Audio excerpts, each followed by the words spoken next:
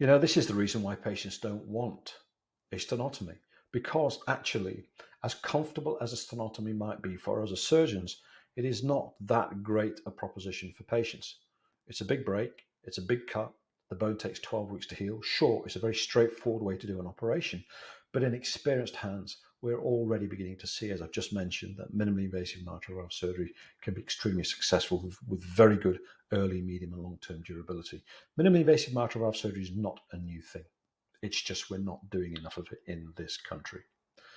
The UK Mini Trial has told us at 6 weeks the minimally invasive patients are able to do so much more than the breastbone patients.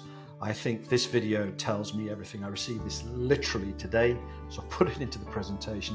This man had a minimally invasive mitral valve repair 6 weeks ago. And if you watch this video, I thought it was this guy. But watch this little dot right at the back of everybody as I play the video.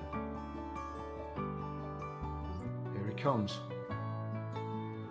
This is the sort of thing that we can achieve for our patients if we get good at the sorts of procedures that we should already be able to do in our respective clinical practices.